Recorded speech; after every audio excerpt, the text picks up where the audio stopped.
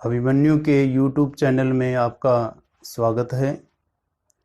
जैसा कि आपको विदित है कि पूरा संसार कोरोना महामारी से जूझ रहा है, इसी कड़ी में हम भी कोरोना से महामारी से प्रभावित हैं। तो इस स्थिति में हम घर पे रह कर के अपने शिक्षण कार्य को कैसे आगे बढ़ाएं और ऐसे बच्चे जो सीनियर का एग्ज़ाम दे चुके हैं, 12वीं साइंस से एग्ज़ाम दे चुके हैं और वो आगे प्रतियोगी परीक्षा में शामिल होना चाहते हैं, उन बच्चों के लिए अभिमन्यु कोचिंग क्लास के द्वारा निःशुल्क ऑनलाइन क्लासेस शुरू की जा रही है।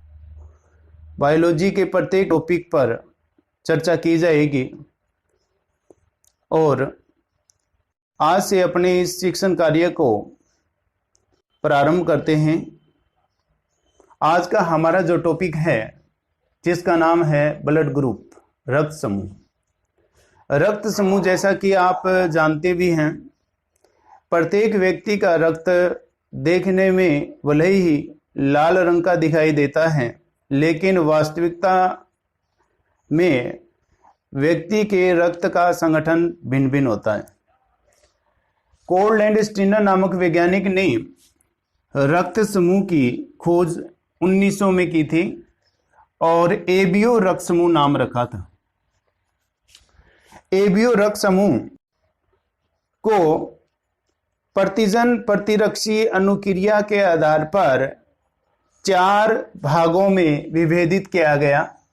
मानव के रक्त में 2 प्रकार के एंटीजन होते हैं, एंटीजन ए और एंटीजन बी, और उनके द्वारा मानव रक्त में एंटीजन ए के द्वारा एंटीबॉडी बी निर्माण की क्रिया को प्रेरित किया जाता है और एंटीजन बी के द्वारा एंटीबॉडी ए निर्माण की क्रिया को प्रेरित किया जाता है। तो एंटीजन और एंटीबॉडी की अनुक्रिया के आधार पर कोल एंड स्टीनर ने रक्त समूह को 4 भागों में बांटा, जो कि निम्नलिखित प्रकार से हैं। ए रक्त समूह जिस व्यक्ति का होता है, उसके रक्त में एंटीजन ए होती है और एंटीबॉडी बी पाई जाती है, जबकि बी रक्त समूह वाला जो व्यक्ति होता है, उसके रक्त में एंटीजन बी होती है और एंटीबॉडी ए पाई जाती है। ए बी रक्त समूह वाले व्यक्ति में एंटीजन ए बी दोनों उपस्थित होती है, लेकिन एंटीबॉडी नहीं बनती। ओ रक्त समूह में एंटीजन अनुपस्थित होती है, एंटीबॉडी ए और बी पाई जाती है। एंटीजन रक्त में उपस्थित आरबीसी की कोशिका कला पर उपस्थित होता है, आरबीसी की कोशिका कला पर पाया जाता है, जबकि प्रतिरक्षी या एंटीबॉडी रक्त प्लाज्मा में उपस्थित होती है।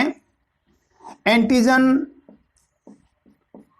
ग्लाइकोप्रोटीन के बने होते हैं, ग्लाइकोप्रोटीन के बने होते हैं, जबकि एंटीबॉडी गामा ग्लोब्यूलिन प्रोटीन से बनी होती है। दोनों ही प्रोटीन प्रकृति के जैव अणु होते हैं और हमारे शरीर की रोगाणुओं से सुरक्षा करने का कार्य करते हैं। एबीओ रक्त समूह का निर्धारण 3 प्रकार के जीनों के द्वारा किया जाता है और ये जीन जो होते हैं मानव रक्त में उपस्थित होते हैं, मानव रक्त में उपस्थित होते हैं। ए रक्त समूह का जीन पर रूप IAIA या IAI0 होता है। बी रक्त समूह का जीन पर रूप IBIB या IBI0 होता है।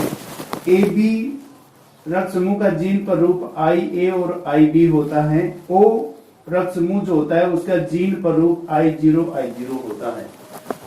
भारत में अगर प्रतिशत की बात की जाए रक्त समूह की, तो ए रक्त समूह वाले जो लोग हैं वो 23.5% हैं, बी रक्त समूह वाले लोग हैं वो 34.5% हैं और ए बी रक्त समूह वाले जो लोग हैं वो 7.5% हैं।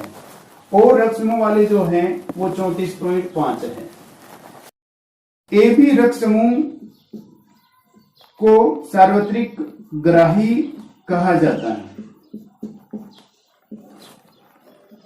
क्योंकि ये सभी रक्त समूह से रक्त ग्रहण कर सकते हैं, जबकि ओ रक्त समूह को सार्वत्रिक दाता कहा जाता है। सार्वत्रिक दाता कहा जाता है।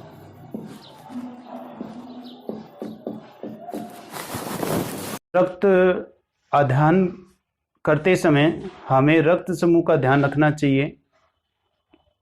बिना रक्त समूह की जांच किए अगर रक्त आधान किया जाता है, ब्लड ट्रांसफ्यूजन किया जाता है, तो व्यक्ति की मृत्यु तक हो सकती है, क्योंकि बिना रक्त समूह जांच किए हुए भिन्न भिन्न रक्त समूह को आपस में डोनेट करते हैं तो ग्राही व्यक्ति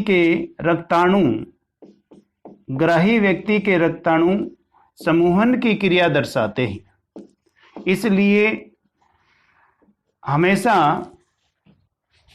ग्राही व्यक्ति को ब्लड लेते समय रक्त समूह की जांच होनी जरूरी है।